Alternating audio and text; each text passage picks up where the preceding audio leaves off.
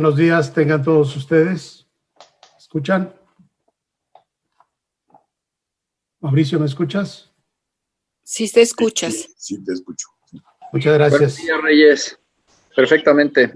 Muy buenos días. Buenos días a todos. Soy Reyes Juárez, presidente de la Comisión de Especialidad de Ingeniería de Sistemas de la Academia de Ingeniería de México. Sean ustedes bienvenidos a este tercer día de actividades de nuestro Congreso Internacional de Ingeniería y Políticas Públicas. Agradezco especialmente a los ponentes que hoy nos acompañan en esta mesa 10 y que iré presentando en detalle conforme vayan a iniciar sus presentaciones. Saludo con gusto al licenciado Jorge Nuño, titular de la Unidad de Inversiones de Hacienda. Jorge, muchas gracias. Al licenciado Marco Gutiérrez, presidente de la Cámara Nacional de Empresas de Consultoría de México. Al ingeniero Luis Villarroya, colega de la Federación Internacional de Ingenieros Consultores y CEO de una firma global de ingeniería. Al arquitecto Marco Vidali, fundador de una firma especializada en temas de desarrollo digital, Rizoma, y a mi colega comoderador de este foro, al maestro Mauricio Yesurum, que nos auxiliará con la conducción de preguntas y respuestas al final.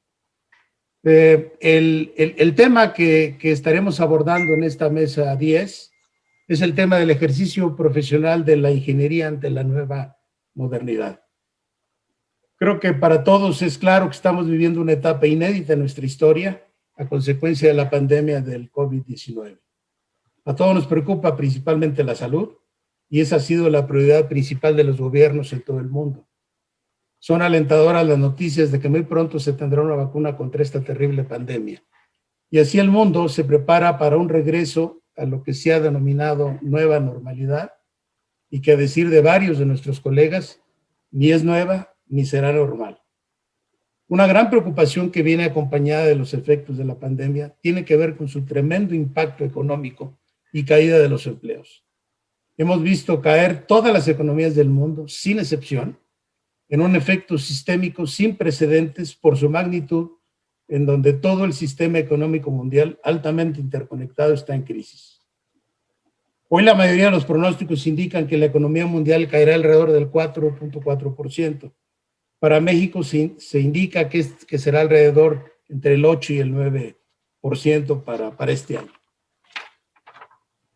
Una de estas actividades, que representa alrededor del 10% del PIB mundial, está relacionado con la industria de la infraestructura, que tiene dos de sus principales componentes, la industria de la construcción y la industria del conocimiento, pendiendo de un hilo toda vez que es una industria altamente sensible a la caída de la economía. En México, la caída de la industria de la infraestructura será superior al 20%, y es también por ello una puerta de salida para utilizarla como pivote para la esperada recuperación económica. Preocupan también las señales de rebrote de la pandemia en la mayoría de los países del mundo. En el panel de hoy escucharemos en voz de los expertos cómo se espera que sea esa denominada nueva normalidad en la industria de la infraestructura. Las empresas de este sector están haciendo un gran esfuerzo para sobrevivir todos los temas que aquejan a las empresas, principalmente el flujo de caja, que es de las mayores preocupaciones. Y si bien es cierto que la pandemia ha golpeado de forma muy parecida a todas las regiones del mundo, también es cierto que el impacto específico en nuestras empresas en cada país ha sido afectado en forma diferente, pero condicionado, primero por las restricciones de carácter sanitario que han infringido la movilidad, después los temas de carácter legal asociado con las propias restricciones, y por último las medidas de impacto económico que ha establecido cada gobierno. En particular, la denominada ingeniería de consulta venía observando una crisis, una cierta tendencia en los últimos años que incidían en el mercado mundial de las infraestructuras. Toda vez que la tendencia es la relacionada con la transformación digital que se ha visto impulsada y acelerada por la pandemia. Esta pandemia llegó de manera inesperada y sorpresiva. En general, nuestras empresas no estaban preparadas. Tal vez las grandes multinacionales reaccionaron mejor, pues poseen un gran fondo de recursos informáticos y disponen de procesos muy estructurados en su quehacer. Pero en nuestro sector, lo que impera son las pequeñas empresas, pertenecientes a pocos propietarios acostumbrados a una gestión de proximidad que se ha interrumpido. Quizás se ha atenuado con el uso de nuevas tecnologías, pero la infraestructura en casa para el home office, a la que se agregan las necesidades del home school, han presionado las capacidades de Internet, que se ha vuelto un recurso escaso y de desequilibrios regionales importantísimos. Por otro lado, también es muy alentador que se ha visto acelerado el uso de nuevas tecnologías, como la alta definición de geodesia, el uso del BIM, la impresión 3D, la robótica, realidades aumentadas, los gemelos digitales, Internet de las cosas y la analítica avanzada, mejor conocida como Big Data. Y a través de ello han venido también nuevas formas de trabajo colaborativo, distribuido e interconectado a distancia. Como consecuencia, nuestro cliente público está asumiendo un papel de promotor de nuevas tecnologías impulsadas por planes regionales de inversión, y surge una pregunta de fondo: ¿cómo normar y financiar el desarrollo digital en el último año? Está crecido, se estima que el 30% que teníamos el año anterior se ha duplicado en el uso de esto por las empresas.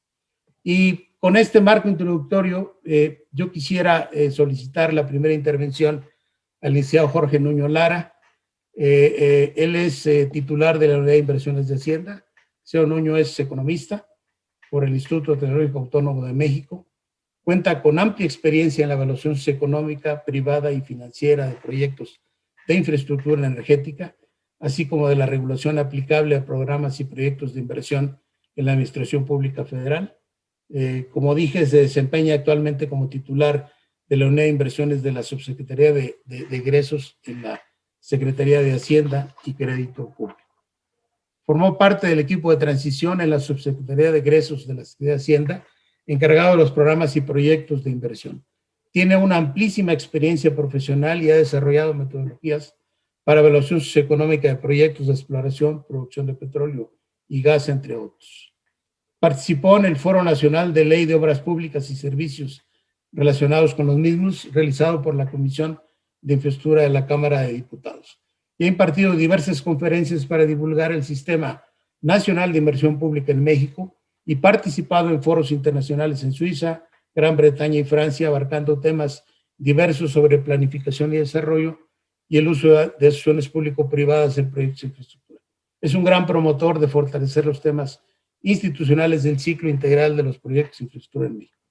Muchas gracias, Jorge, por tu participación, y te cedo el uso de la palabra. La idea es que tengamos unos 12 a 15 minutos para esta presentación y tendrás el control de la pantalla para que puedas tú guiar tu propia presentación. Muchas gracias.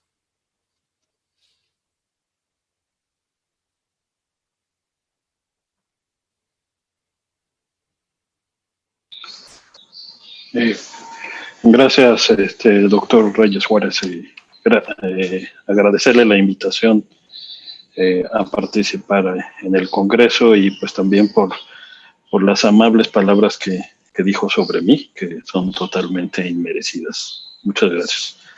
Me pidieron hablar sobre el tema del nuevo proceso que estamos siguiendo en la Unidad de Inversiones para la aprobación de megaproyectos, y esta es una secuencia que también estamos utilizando para los subsecuentes anuncios que el presidente está haciendo sobre proyectos de infraestructura con el sector privado.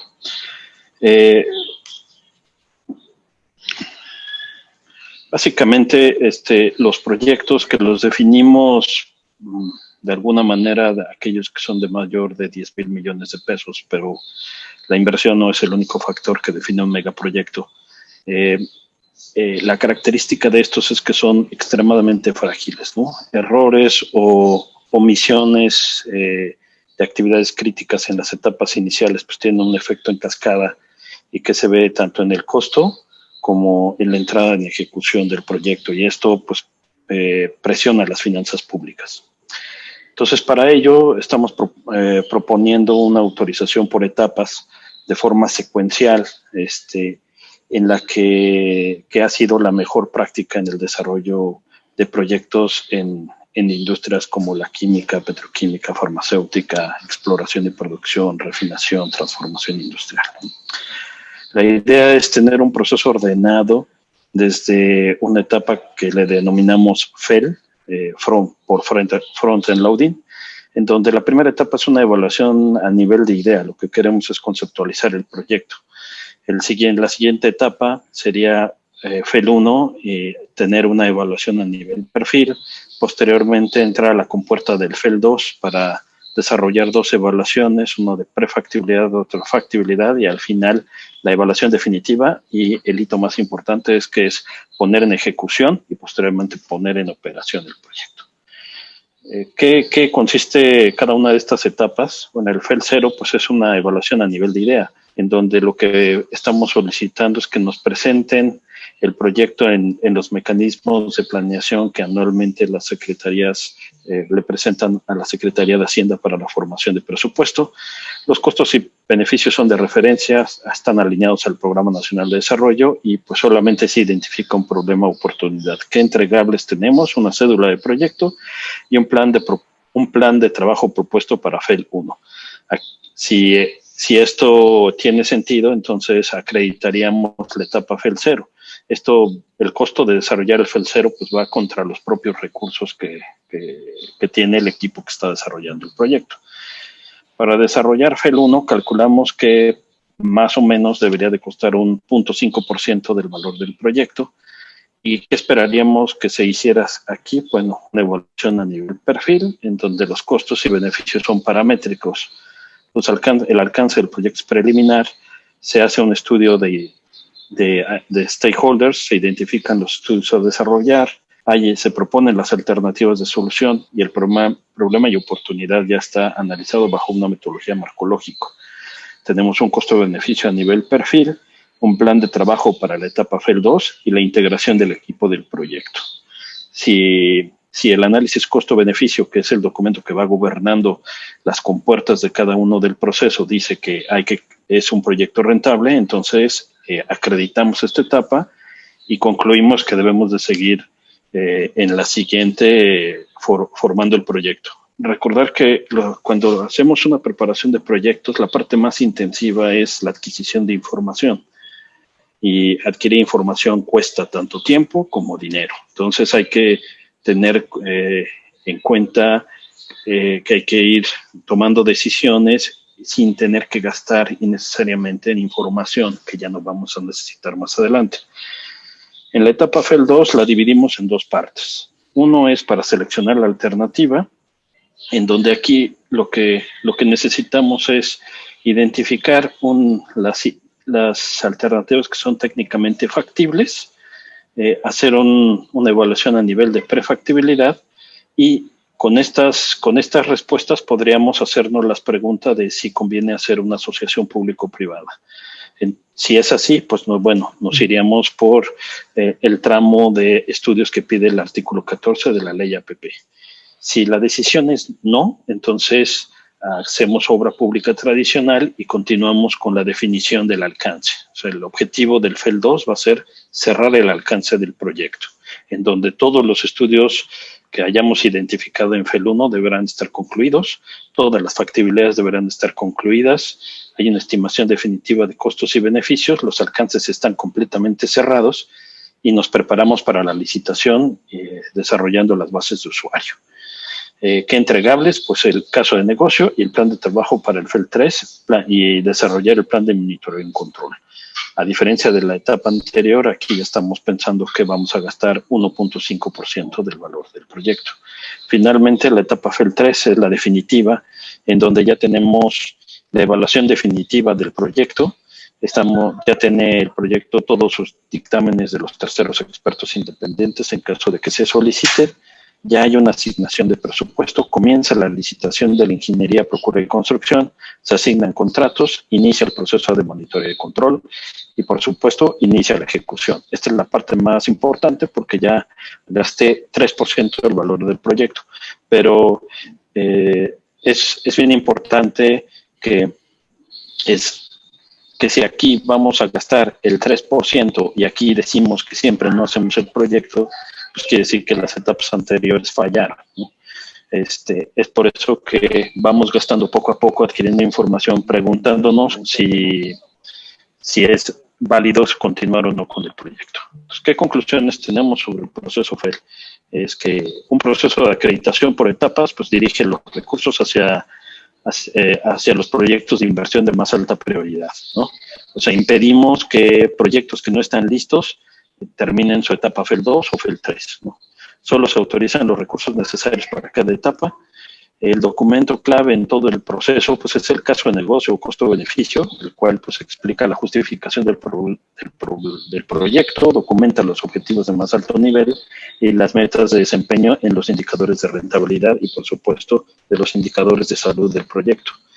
Cada etapa del proceso es una oportunidad para revisar la evaluación y determinar si debemos o no continuar con el proyecto.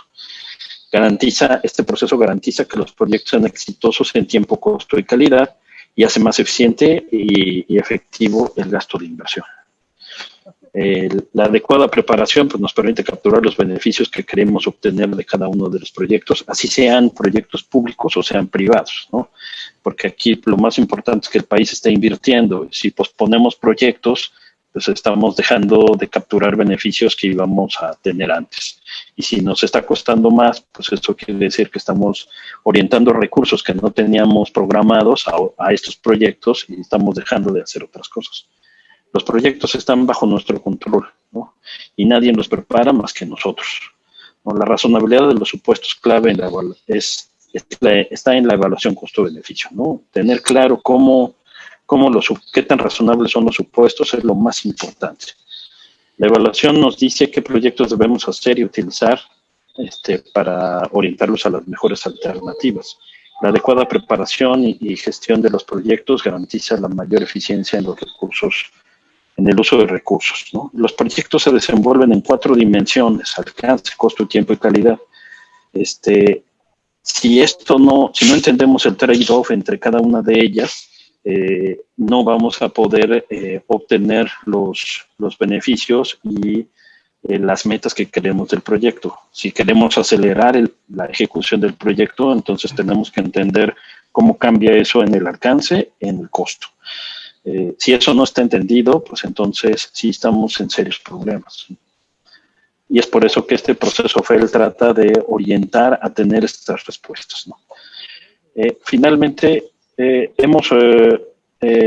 la unidad de inversiones tenemos la estrategia de BIM y estamos por publicar ya unos lineamientos para eso.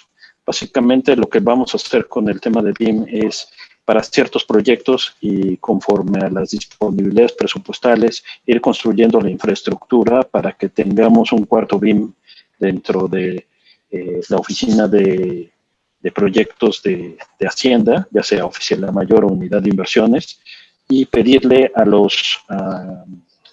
en las bases de usuario que se utilice BIM, es decir, lo vamos a exigir en los términos de referencia. Alguna bibliografía recomendada sobre este proceso son estos 4 libros que son clásicos respecto a la preparación de proyectos. Muchas gracias, doctor Reyes, por la invitación. Al contrario, licenciado Nuño, muchísimas gracias por la participación en esta primer conferencia de este panel. Creo que es muy alentador escuchar el proceso ordenado que guarda la Secretaría de Hacienda para el impulso de los proyectos y que al mismo tiempo exista la apertura para empezar a promover vías como el uso de metodologías tipo BIM para que puedan arropar y apoyar en este proceso importante de preparación de los proyectos. Muchas gracias. Vamos a tener al final una ronda de preguntas y respuestas, por lo que le agradeceríamos si permanece al final ese Nuño para estas preguntas. Si alguien hiciera favor de apagar su micrófono de los que no están participando en el panel, por favor. Vamos a continuar y yo le pediría el uso de la palabra al licenciado Marco Gutiérrez, presidente de la Cámara Nacional de Empresas de Consultoría de México. Marco es licenciado en Derecho por la UNAM, con maestría en Negocios Internacionales de la Universidad de McGill en Canadá. Cuenta con un MBA del IPADE y diplomados en el ITAM y la Escuela Libre de Derecho del IPADE.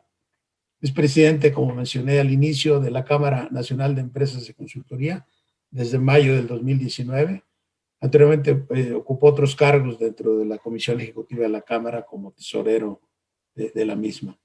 Es director general de Saturnia Energía, empresa dedicada al suministro y comercialización de energía eléctrica a industrias y comercios, y al mismo tiempo es director general adjunto de la firma DTP Consultores, una de las firmas fundadoras de la Cámara Nacional de Empresas y Consultoría. Marco, muchísimas gracias por participar en este foro y te cedo el uso de la palabra.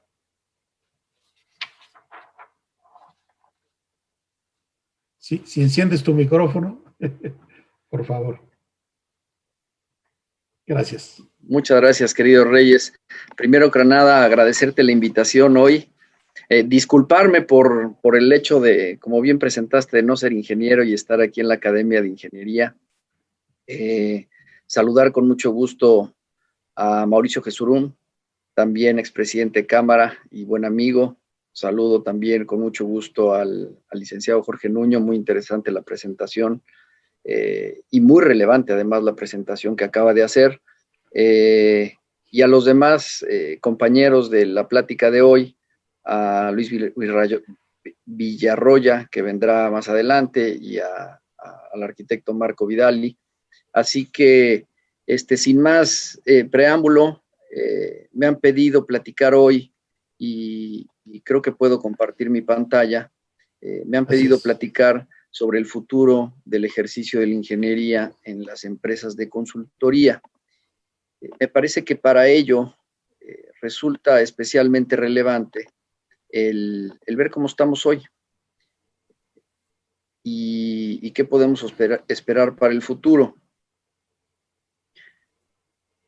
Así que un tema inicial es determinar cuál es la oferta de ingeniería de las empresas de consultoría que tenemos hoy y a partir de eso poder empatar esa oferta con la demanda de ingeniería de las propias empresas de consultoría para poder concluir en el valor agregado que dan precisamente en esta industria y unos aspectos relevantes para el futuro, debido a que es el tiempo muy limitado. Vamos a platicar un poquito de esto. Y para eso yo quisiera ser muy casuístico respecto de los números y como ustedes ven en pantalla, esta es la oferta de ingeniería que se tenía de las empresas de consultoría en el año 2014, de acuerdo a los censos económicos del INEGI. Especialmente resalto los servicios de ingeniería, que evidentemente abarca todas las especialidades de ingeniería y arquitectura, y que comprende en una gran parte a la infraestructura. Como ustedes pueden ver, teníamos hace 6 años 1,690 empresas que ocupaban cercano a 30,000 especialistas, de tal forma que es una industria representativa, por supuesto, pero si ya lo vemos en términos de tamaño promedio de las empresas de consultoría, estamos hablando de que se tenían 18 especialistas por empresa. Teníamos un valor agregado de 6,617 millones de pesos, y no me meto a más detalles. Lo más importante de esto es evaluar la conclusión. La parte más relevante me parece, déjenme ver si puedo, ahí está, puntualizar sobre esto, y yo les pediría que recogiéramos este dato como algo muy relevante, precisamente de cara al futuro que tenemos para la ingeniería en nuestro país. El ingreso per cápita, considerando obviamente el ingreso que se tiene como empresa, el número de personal por unidad, y quitando los costos de seguridad social y unos indirectos y una utilidad muy razonable, muy conservadora, muy pequeña, estimaba en aquel entonces un ingreso per cápita de 9,000 pesos. 9,000 pesos por especialista.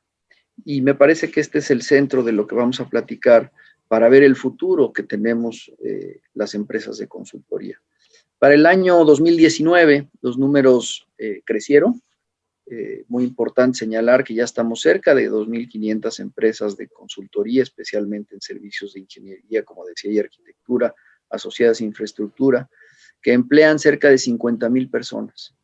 Ha crecido el número de personas por unidad, ha crecido a 20, donde se tiene un ingreso por empresa de 6.3 millones de pesos. Y nuevamente, señalarles el ingreso que se tiene por persona en las empresas de consultoría en ingeniería, en donde creció, efectivamente creció a cerca de 13,000 pesos, el ingreso neto que se tiene por persona. Pero me parece que lo más relevante de este tema es señalar que no es un ingreso significativo y que si estamos pensando en a dónde llevaremos la ingeniería en un futuro en términos de calidad de los proyectos, debemos de pensar en este ingreso. Me parece que en principio deberíamos de estar pensando en la calidad en las personas, en la calidad del trabajo de las personas, en la preparación, en utilizar herramientas que les permitan acceder a proyectos, primero a crear empresas más profesionales, con mayor calidad, y finalmente trasladarlo a proyectos, desde luego, como acaba de mencionar el licenciado Nuño, proyectos que tengan un alcance bien definido, con cierta calidad y que respeten el costo y el tiempo con el que inicialmente fueron diseñadas. De tal forma que yo quisiera repasar un poco las últimas noticias, nada más para determinar de qué estamos hablando. Últimamente hemos visto un incremento y una importancia y un peso específico de la inversión privada mucho más relevante de lo que se tenía hace en otros años. Y a esto nada más para mencionar los datos que se tienen del anuncio que se hizo el 5 de octubre, de los 39 proyectos de inversión, 7 en ejecución, 32 todavía por ejecutarse.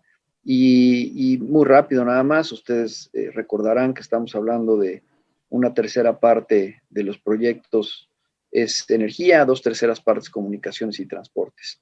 Ahora, platicando un poquito de lo que acaba de mencionar el licenciado Nuño, en donde las etapas que él mencionó de FEL 0, FEL 1, FEL 2, FEL 3, son algo distintas, pero se asemejan un poco a estas etapas de contingencia, preparación, análisis, autorización y ejecución, pues donde tenemos este alcance precisamente que señaló y donde se tiene un aproximado del costo y qué representaría en esos términos la inversión en etapas iniciales para saber de qué estamos hablando. Si estos porcentajes varían un poco de lo que mencionaba el licenciado Nuño, es porque los ajustamos dependiendo si son megaproyectos o no son megaproyectos, y ahí pueden diferenciarse de una u otra forma.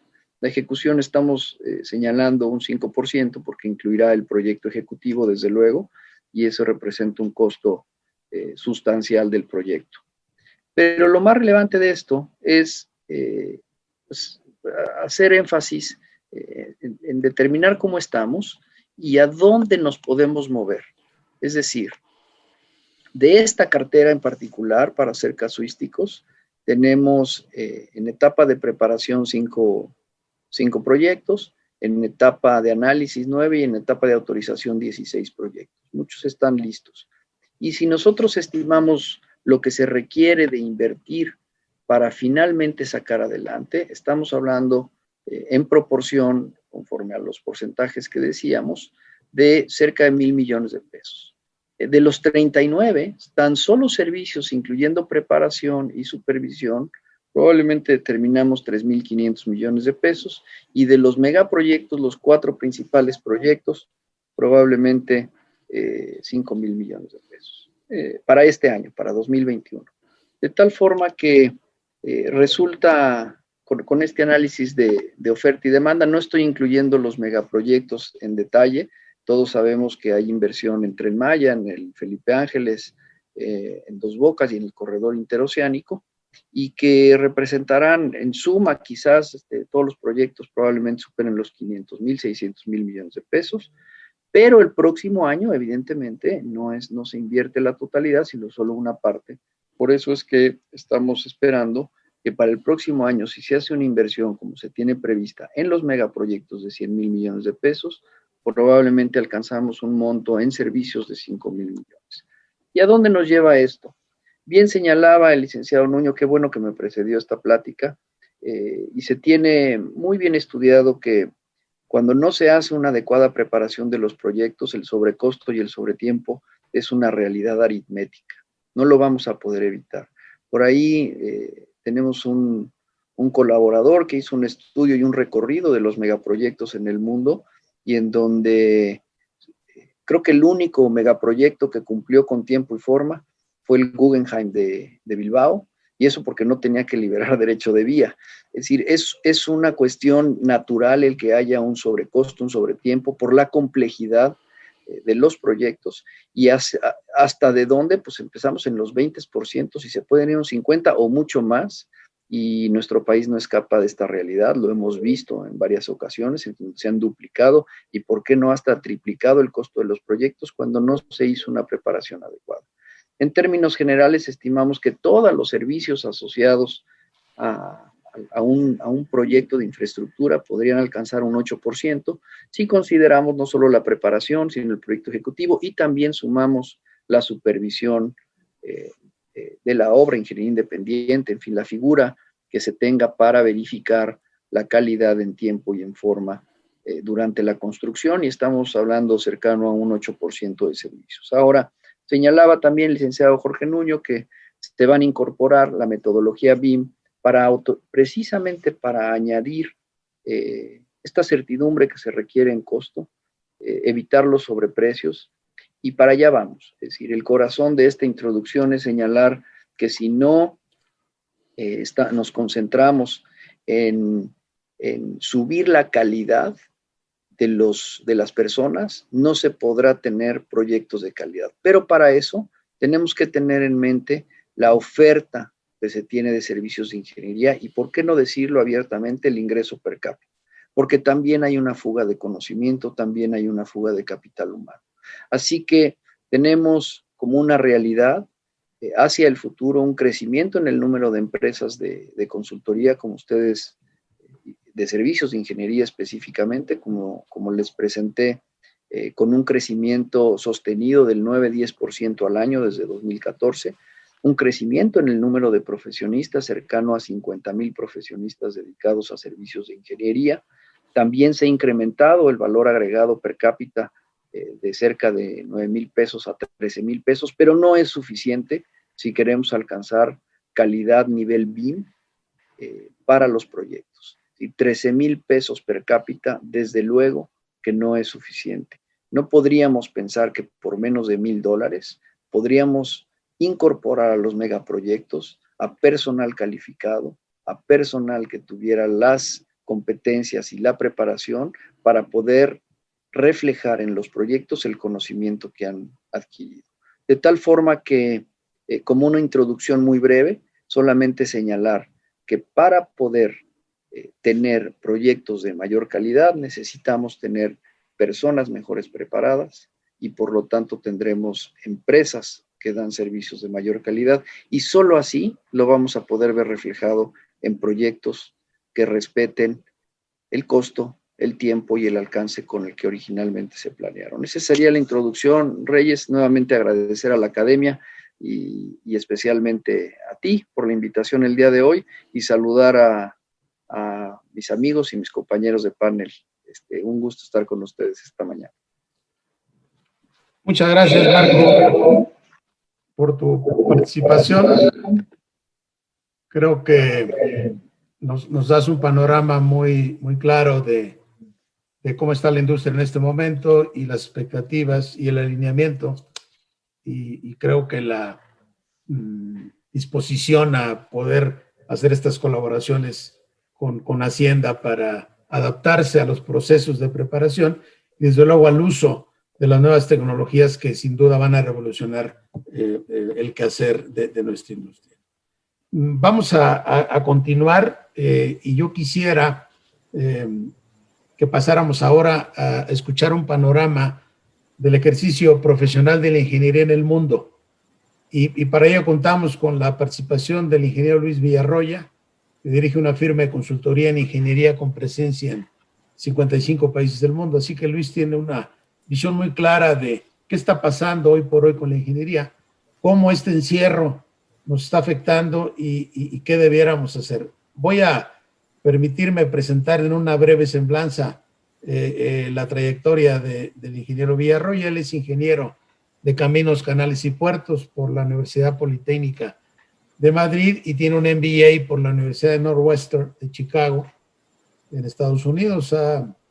Cuenta con más de 40 años de experiencia profesional en países como Estados Unidos, Chile, Brasil, Holanda y España, y tras 30 años de PTISA ha asumido la presidencia de la firma y ha sido responsable de su expansión internacional hasta posicionarla en 55 países y con más del 85% de su facturación fuera de España.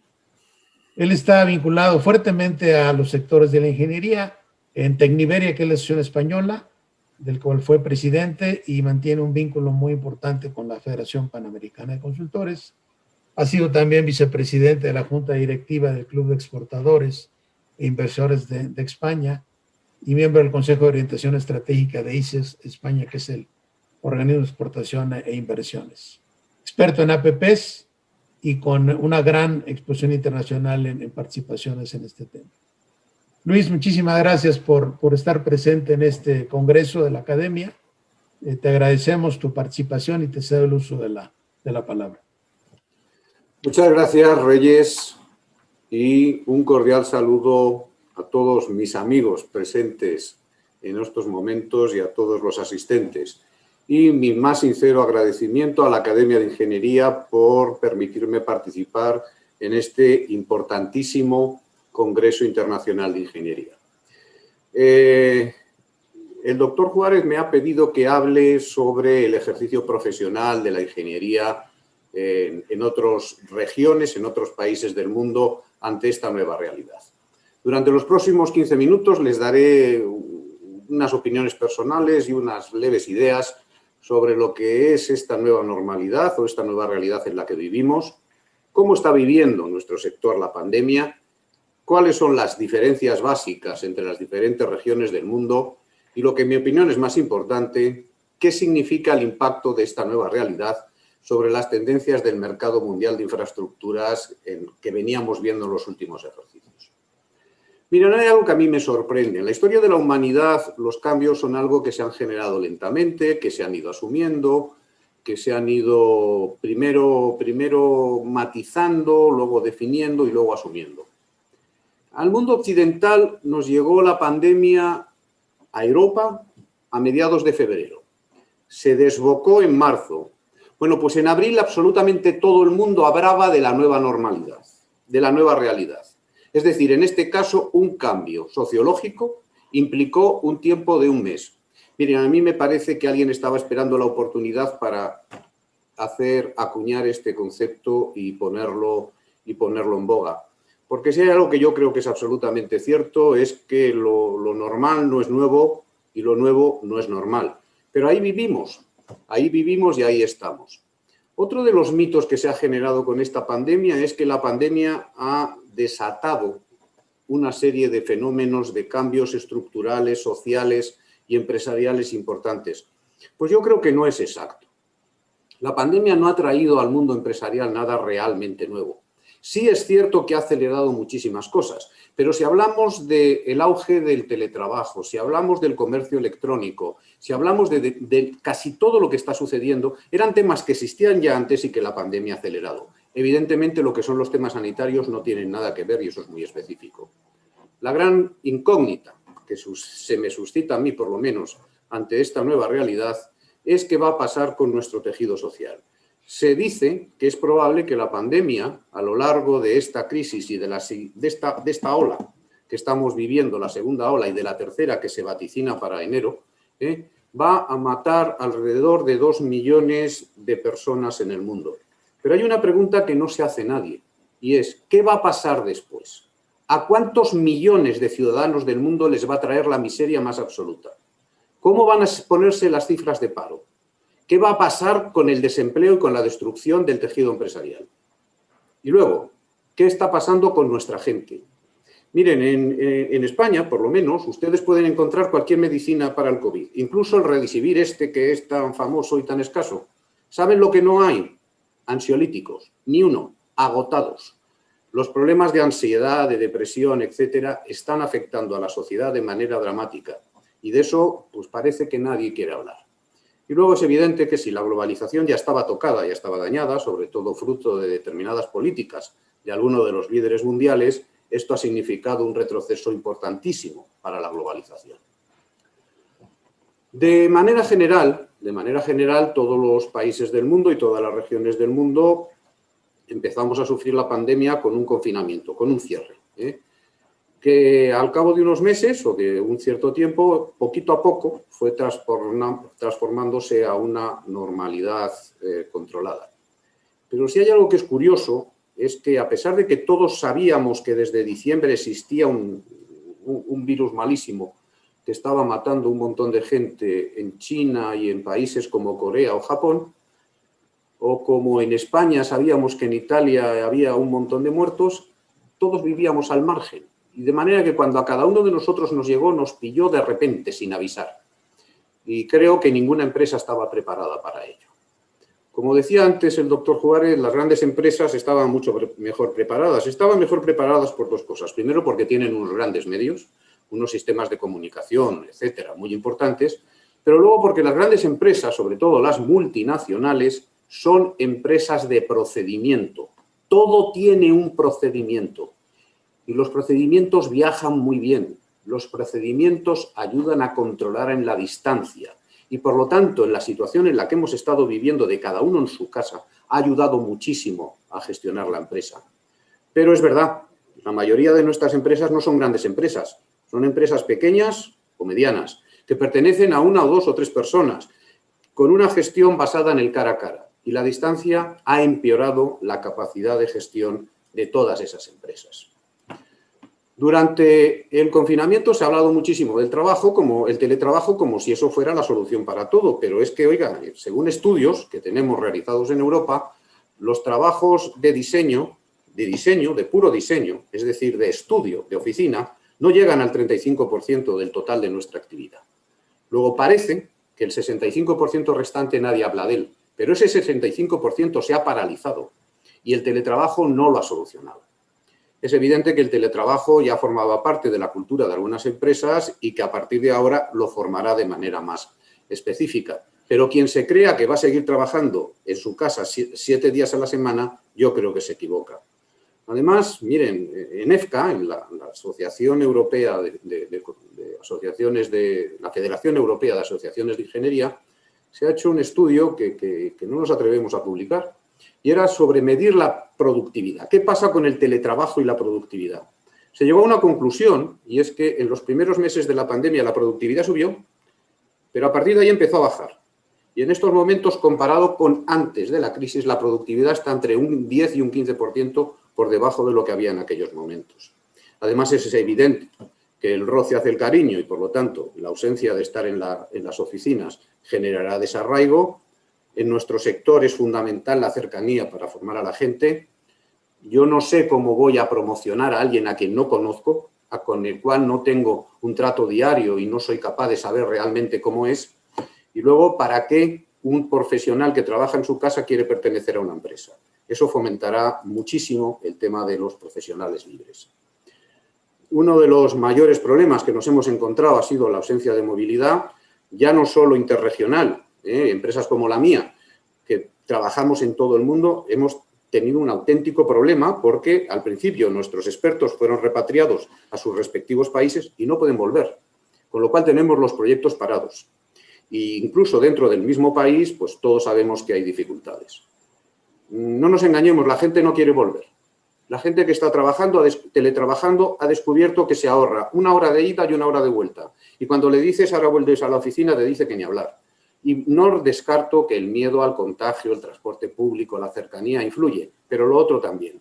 Y luego, como comentaba al principio el doctor Juárez, el tema de la tesorería está siendo absolutamente espantoso en todo el mundo. Con todo esto, ¿qué está pasando en las diferentes regiones? Pues miren, al margen de las características de las empresas de las diferentes regiones, yo creo que lo que más ha marcado las diferencias son las legislaciones especiales que cada país ha puesto en marcha para combatir la situación de la pandemia. En algunos países se ha generado un estado de alarma, un confinamiento más o menos duro, que podía permitir o no permitir el trabajo. Por ejemplo, en España, el sector de la construcción fue considerado sector prioritario, junto con el de la sanidad, el del suministro, etcétera. Lo cual quiere decir que la construcción no se paró ni un solo día. Eso, como comprenderán, nos ha permitido que nuestro sector en España haya sido menos castigado. Y luego las normas laborales.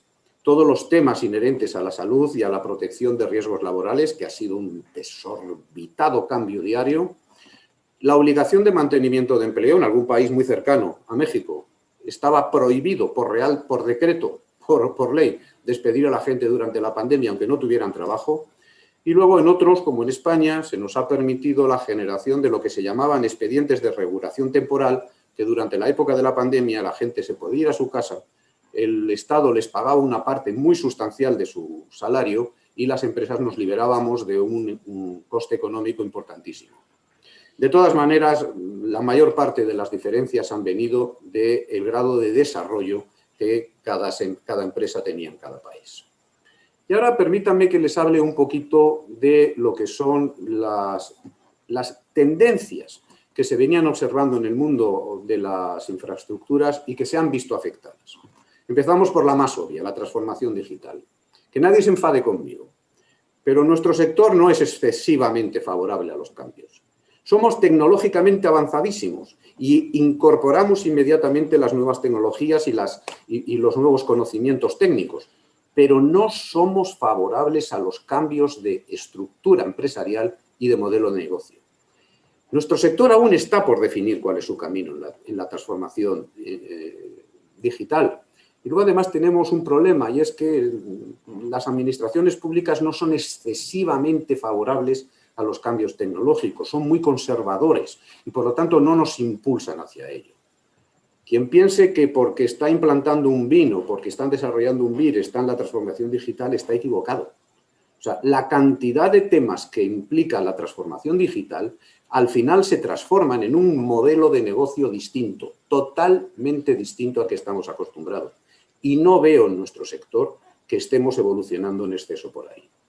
En líneas generales, yo creo que el COVID-19, que la pandemia, sí ha ayudado manifiestamente a la implantación de nuevas tecnologías y a la transformación digital de las empresas. Nuestro cliente está cambiando. Nuestro cliente está cambiando y está cambiando el papel que quiere jugar. En algunos sitios del mundo está impulsando la innovación tecnológica, lo cual le obliga a modificar el marco regulatorio porque le obliga a modificar incluso las formas de contratar y de licitar.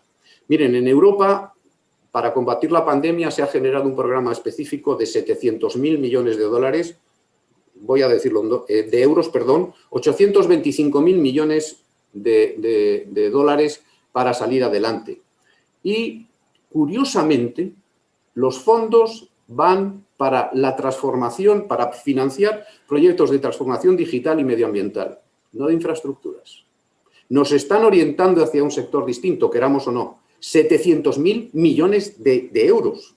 Dense cuenta de lo que es. No podemos renunciar a esa tarta y, sin embargo, no estamos excesivamente preparados para ir hacia ellas. Luego, el Big Data. Los monstruos de nuestro sector están estableciendo el Big Data como uno de sus mayores fuentes de ingresos. Nosotros no somos conscientes, pero tenemos una cantidad de información y de datos sorprendentes.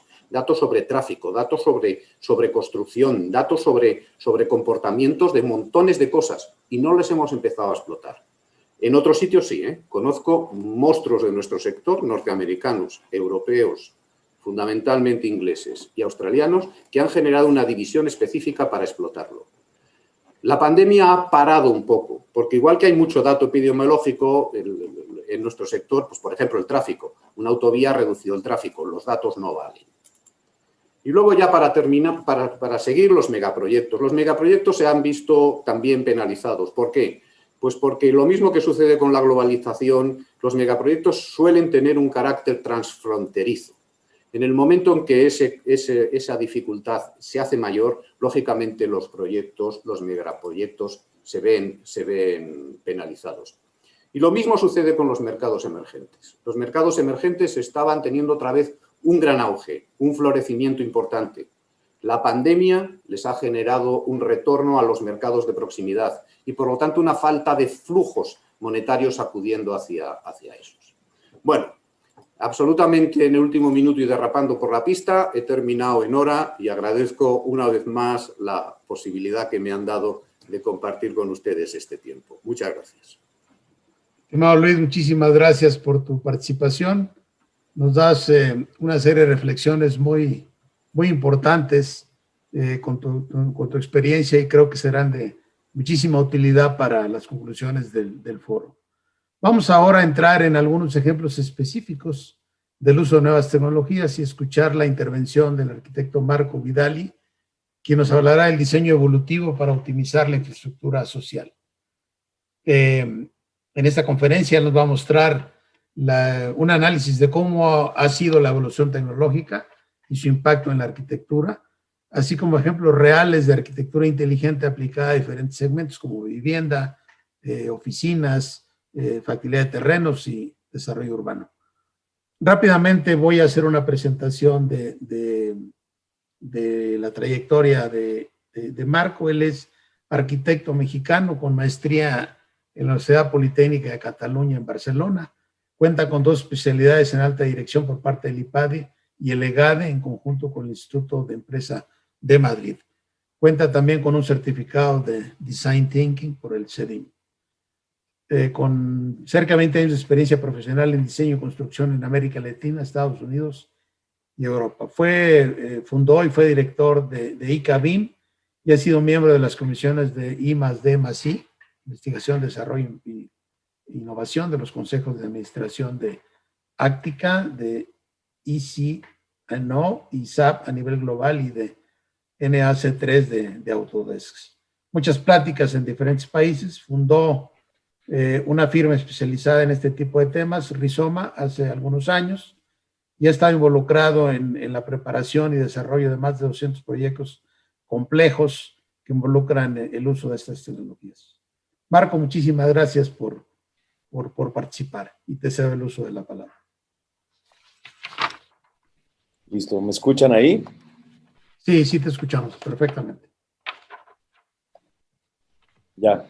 Bueno, pues muchas gracias por la invitación a este foro. Saludo a todos mis compañeros de mesa y bueno, me uno al agradecimiento de mi tocayo Marco de habernos invitado sin ser ingenieros. Les voy a platicar sobre diseño generativo y un poco los usos que tiene, ¿no?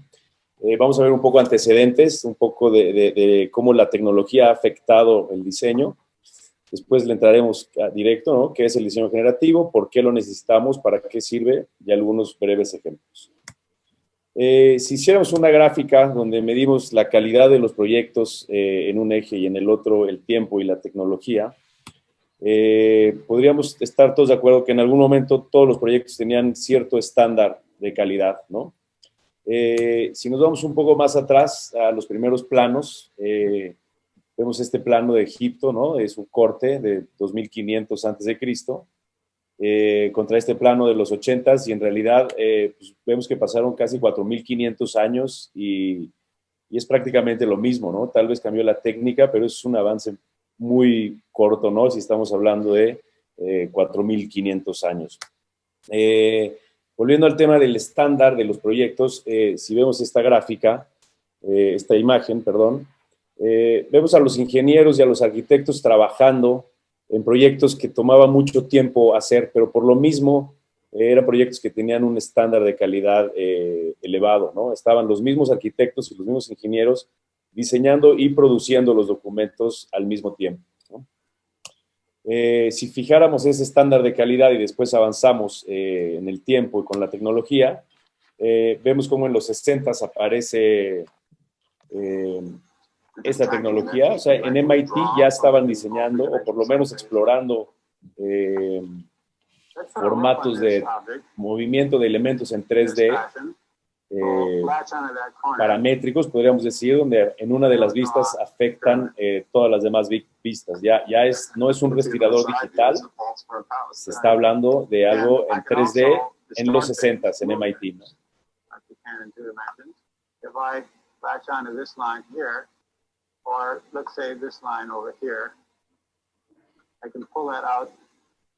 Entonces, bueno, pues tenemos a este ingeniero Ivan Sutherland, quien empezó con esto y me parece que es la base de todo lo que conocemos hoy en cuanto a temas BIM y todo lo relacionado con diseño y construcción virtual.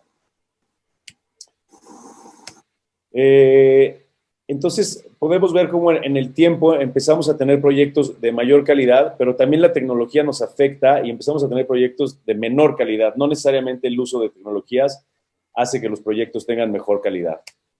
Entonces, después aparece el CAD, que es prácticamente un respirador digital. Son líneas, curvas, ángulos llevados de un respirador a una computadora, ¿no?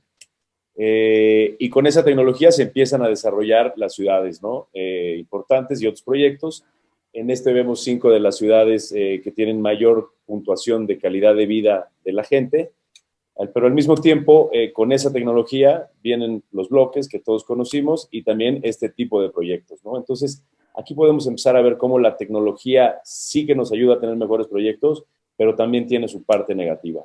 Y conforme avanzó el tiempo, podemos ver que esto, la curva de calidad crece en menor proporción que la que decrece en cuanto a calidad, ¿no?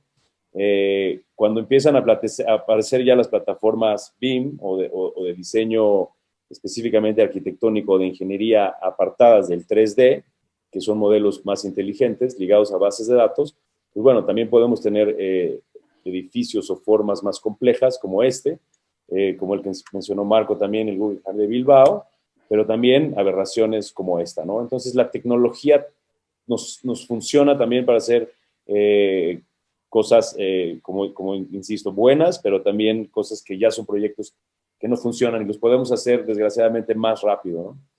Si siguiéramos esa tendencia e hiciéramos un corte al día de hoy, parecería que la curva de proyectos de menor calidad seguiría bajando y deberíamos de promover que las de mayor calidad suban, ¿no? Y esto lo vemos en muchos proyectos que hay, donde gente con muy poca experiencia, con un poco de conocimiento de tecnología, hacen proyectos que están allá afuera construidos y que no tienen ningún estudio. Son puras horas de producción de documentos en plataformas. Y aquí es donde, para realmente levantar esta curva y que la tecnología juegue a nuestro favor, entran metodologías como pueden ser el diseño generativo, que es de lo que les quiero hablar hoy. Entonces, ¿qué es el diseño generativo? Es un proceso matemático que permite la exploración y análisis de millones de opciones de diseño. Esto tiene que tener ciertas restricciones. Lo que hace el diseño generativo es que en vez de tener unas cuantas opciones de un proyecto o de una solución, lo explota a todas las posibles. Y después de ese infinito, tenemos que regresar a las óptimas. Entonces, las restricciones en nuestra área pueden ser temas de normativa, criterios de diseño, métricas de sustentabilidad, objetivos financieros específicos, procesos de operación y mantenimiento, y cualquier factor que se le pueda asignar un valor numérico. Todo esto se hace mediante algoritmos evolutivos que pueden simular el proceso de selección natural. Esto es, cada versión que nos va dando, nosotros le podemos dar like de cierta manera y eso nos va afinando a un resultado mucho más estudiado. Para explicarlo un poco mejor, voy a usar esta analogía de un puesto de jugos o de licuados o de batidos, ¿no? Entonces, si tuviéramos como objetivo generar un licuado, un jugo que tenga ciertos medidores específicos y que esto se mueva dentro de una gráfica, partimos primero de la materia prima que tenemos para eso, ¿no? Entonces, las restricciones que podríamos tener es hasta dónde podemos llegar, ¿no? Suponiendo que en este lugar de jugos tengamos 20 cosas, 20 materias primas para hacer las combinaciones necesarias para llegar al factor nutricional objetivo, pues partimos de un universo que parece no ser muy grande, pero al tener nada más 20 elementos, a la hora de mezclarlos entre ellos, tenemos 2.4 trillones de opciones de lo que se puede hacer, nada más con 20 cosas en un puesto de jugos que al menos aquí en la Ciudad de México podemos encontrar casi en cada esquina. Y cada puesto de eso tiene 2.4 trillones de opciones de cosas que se pueden pedir ahí. Entonces, esto es solo una analogía de la capacidad que tenemos hoy, teniendo el uso computacional actual para poder hacer todo este tipo de análisis, ¿no? Y esto es algo muy sencillo, que es mezclar frutas, verduras, leches en un licuado para apuntar a un rendimiento nutricional específico. Entonces, ¿por qué necesitamos en el diseño de infraestructura el diseño generativo?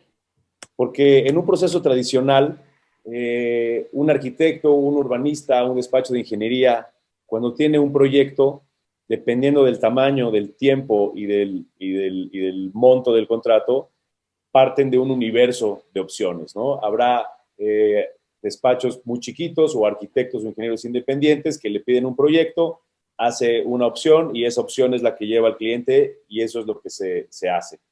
En algunos casos, despachos más grandes tienen un equipo, entonces dicen, bueno, tenemos que entregar un proyecto en tanto tiempo, se hacen 20 opciones, de esas 20 opciones se selecciona una y esa es la que se le lleva al cliente y que probablemente se acabe construyendo.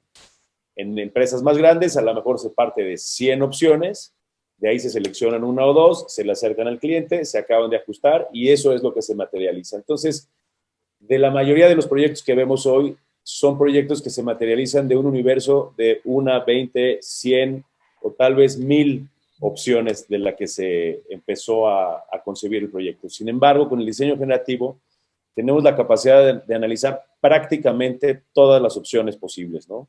Insisto, estamos en el mejor momento por la capacidad computacional que hay y debemos de hacer uso de ella para esto, ¿no? Entonces, todo esto se hace de una manera ágil, precisa, automatizada y evolutiva, que es lo que les comentaba. Los algoritmos se vierten todas las variables, el algoritmo explota y hace la infinidad de opciones posibles y después, con esta manera evolutiva, vamos seleccionando y la vamos educando para que nos vaya enseñando las opciones que realmente son útiles, ¿no?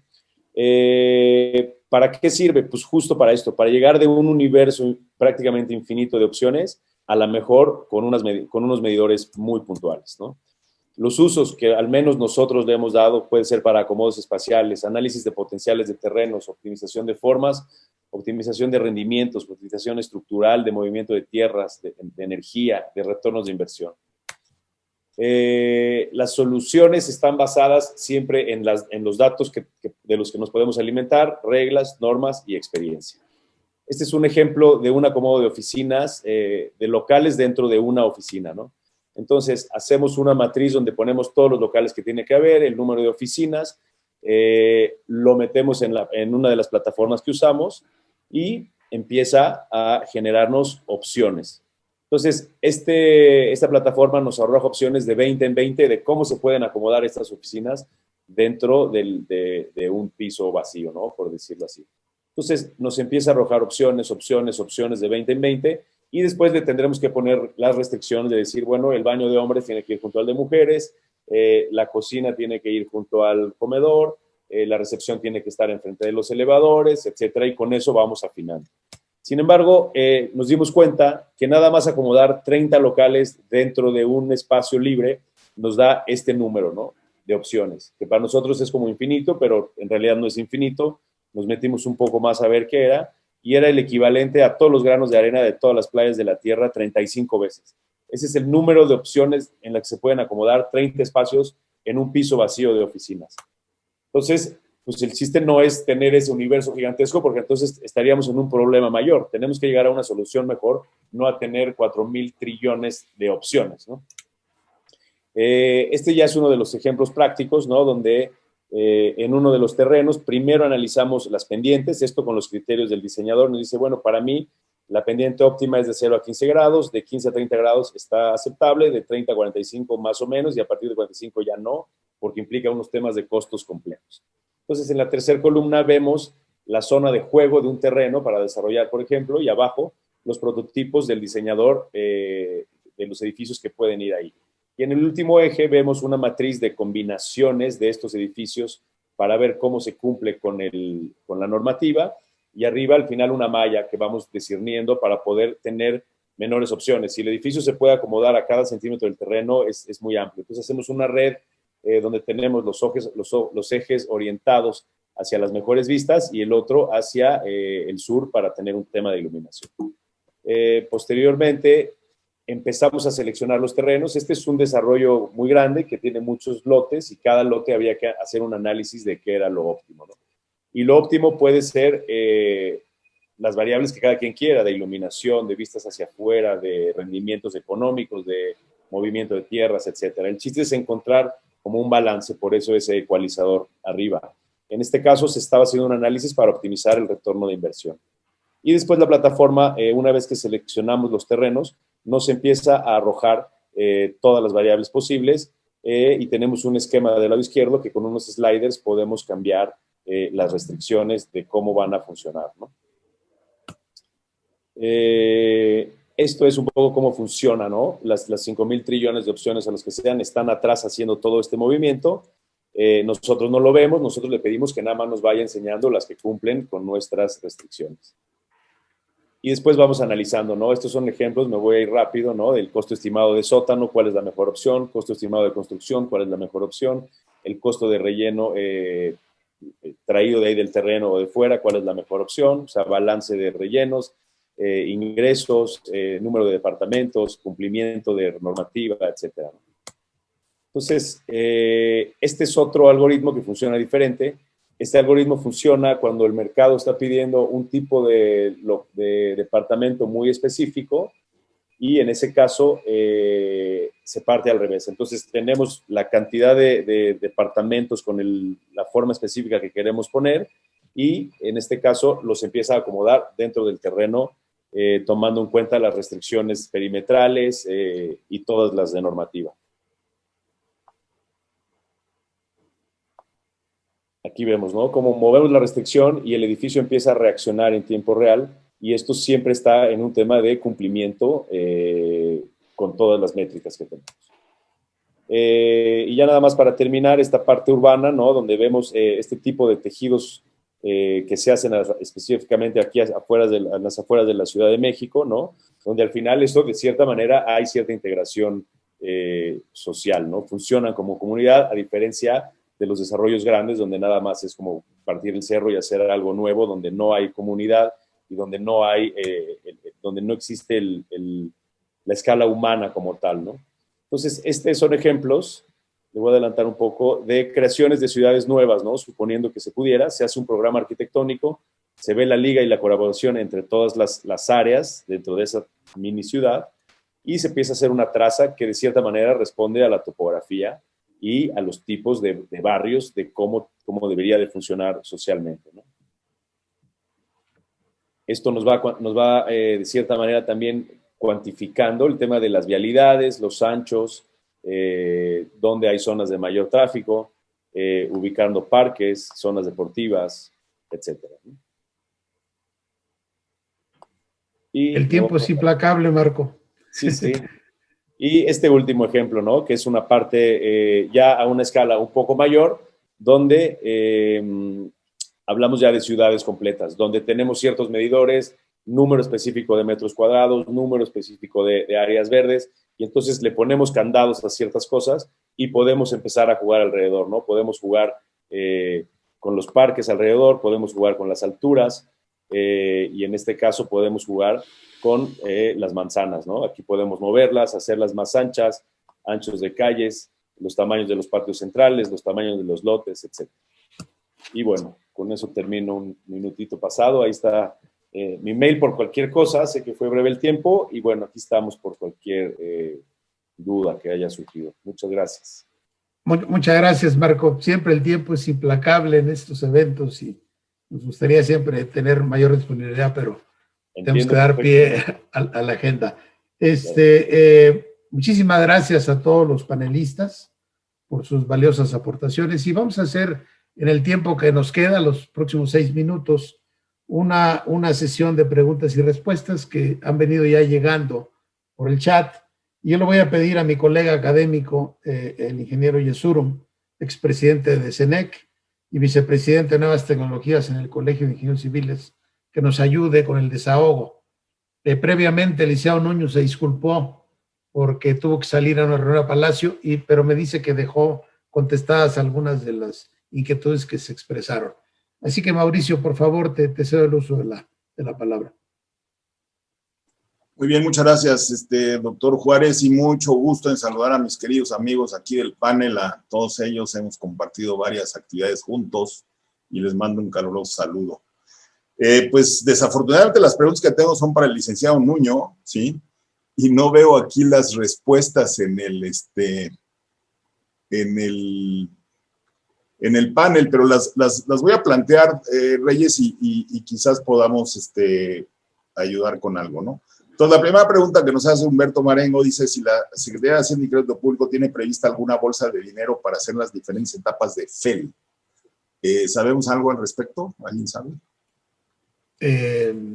Quizá Marco tenga alguna noticia, yo creo que no, pero seguramente será una buena pregunta que le canalizaremos a Jorge Nuño para ver si nos hace favor de responder. Que yo sepa, todavía no está asignada una bolsa como tal. Les puedo anticipar, ¿no? Aprovechando la participación, que hay un dictamen hecho por la Comisión de Infraestructura, que es una iniciativa de cambio de ley para la Ley de Obras Públicas, donde especifica, ¿no? Y les leo textualmente: la Secretaría de Hacienda y Crédito Público, en un lapso de 180 días siguientes a la publicación en el Diario Oficial de la Federación, deberá presentar la estrategia para la incorporación de las mejores prácticas internacionales para los efectos que se refiere el artículo 10 bis del presente decreto, definiendo tiempos de implementación e incluyendo el plan de capacitación tanto del sector público como del sector privado. Y les leo el artículo 10 bis, que es: los titulares de las dependencias y entidades promoverán la adopción y criterios que incentiven la incorporación de las mejores prácticas internacionales y los avances tecnológicos para la planeación, licitación, contratación, ejecución, supervisión y seguimiento de obras públicas y servicios relacionados con las mismas.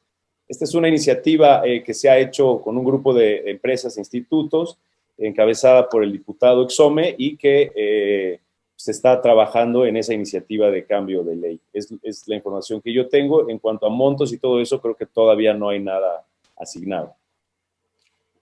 Bien, el doctor Albarrán hace los siguientes comentarios. Dice, nota dos fallas muy importantes. La primera, que no hace un análisis y plan de mitigación de riesgos.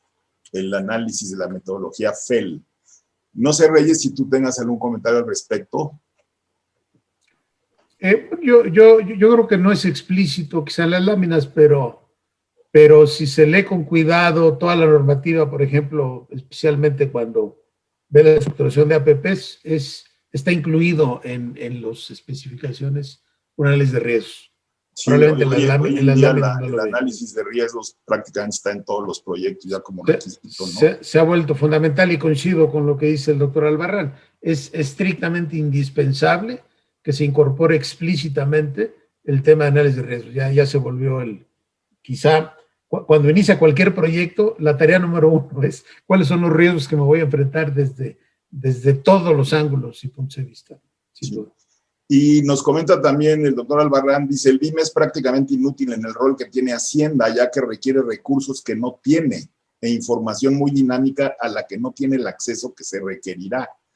¿Qué porcentaje del monto de inversión se tiene considerado para las etapas FEL? Entonces, bueno, lo que dijo el licenciado Nuño es que alrededor del 5%, ¿no?, del importe de los proyectos es lo que se aplica a las etapas de FEL, exactamente, ¿no?, en las 3 etapas que mencionó. Entonces, sería un poco la siguiente, la respuesta a esto que nos pregunta el doctor Albarrán, ¿no?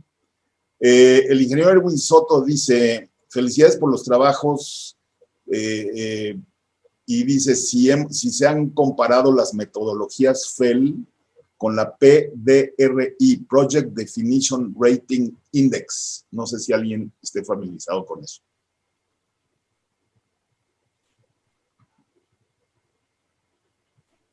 Bueno, pues la dejamos aquí en el... Se la mandamos al licenciado Nuño a ver si se la mandamos si al licenciado apoya. Nuño y quizás... O a ver si a lo mejor en las referencias que nos acercaba bibliográficas, ¿se acuerdan en una de las láminas? Probablemente Sí, puede por ser. ahí se encuentre algo. Y también comenta Si quieres, puedo comentar algo. Y adelante. El Project Definition Rate Index es una medida del grado en el que se ha definido el proyecto. Precisamente se aplica principalmente a las etapas FEL. Y tienen estadísticas en el Construction Industry Institute que muestra que a mayor definición la coincidencia del precio, del costo y del tiempo con lo planeado es mucho mayor que cuando la definición es baja. Y entonces este Project Definition Rate Index, que es uno que debería utilizar Hacienda en lugar de estar utilizando BIM, que no nos va a servir para nada, es utilizar el Project Definition Rate Index como una forma realmente de medir si lo que están recibiendo en los FELs tiene el valor que debería tener. Muy bien.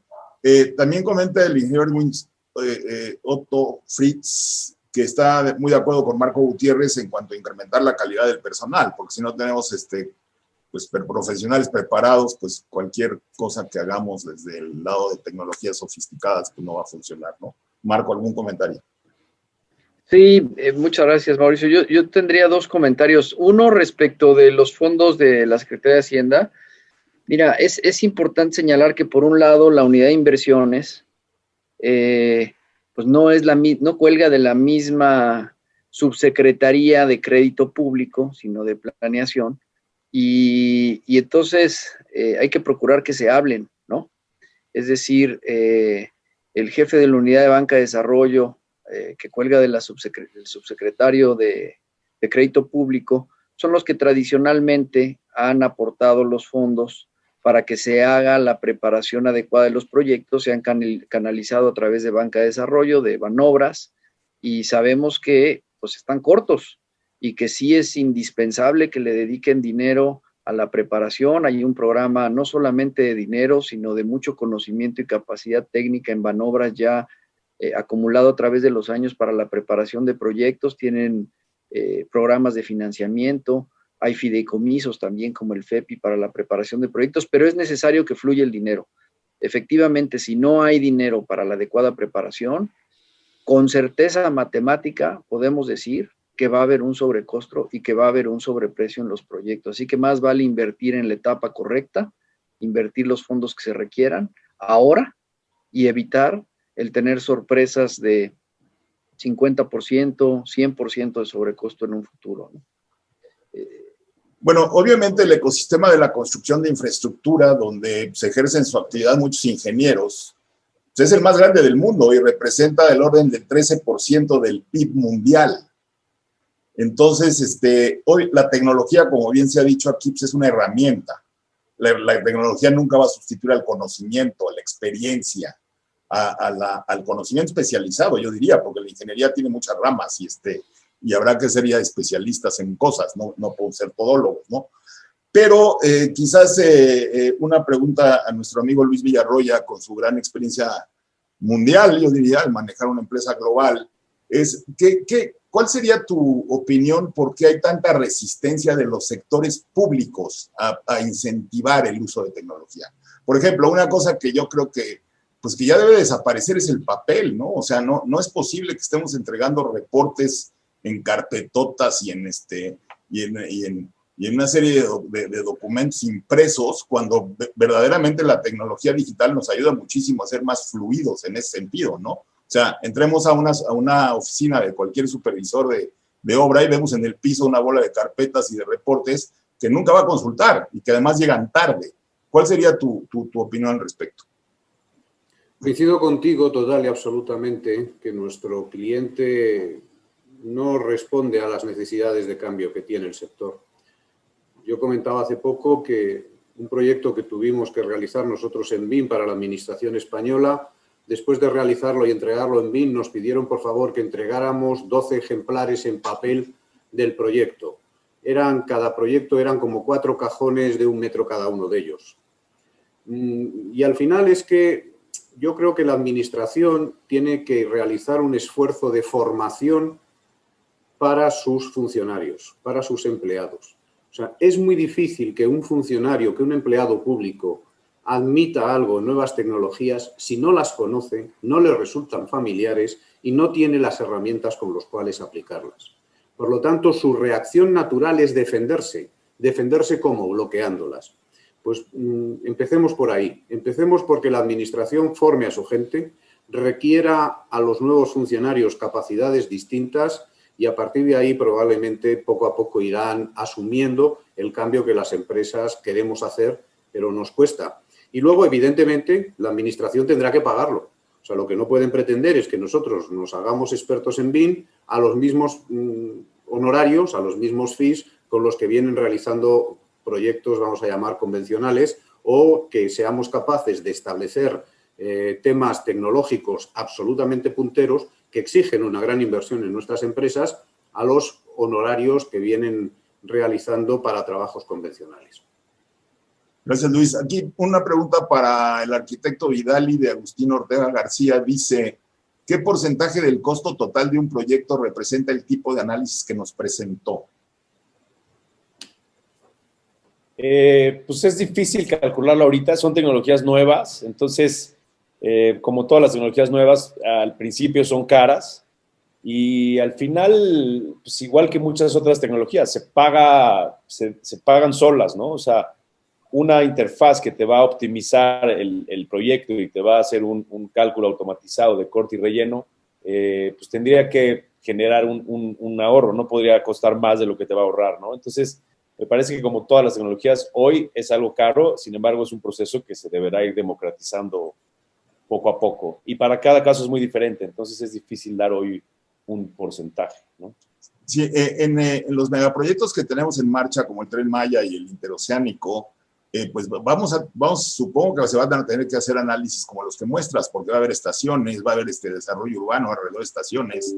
En el Interoceánico, pues son parques industriales completos que se van a hacer en el trayecto. Entonces, esos son ejemplos muy concretos, ¿no? De lo que habrá que hacer con diseño generativo. Marco, ¿qué opinas?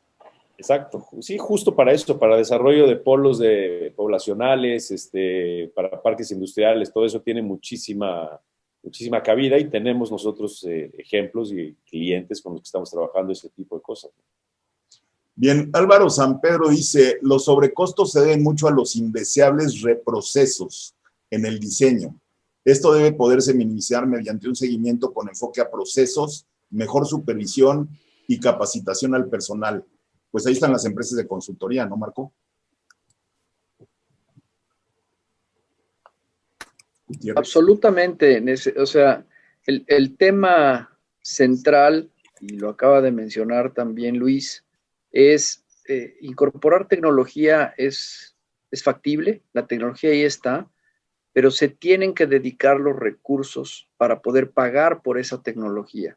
Y efectivamente, también lo que presentó mi tocayo Marco, pues es una serie de selección de alternativas, lo cual evita reprocesos, pero para eso se necesita incorporar tecnología y se necesita pagar por esa tecnología en el entendido más básico, que la tecnología debe de tener un mayor beneficio que el costo de la inversión.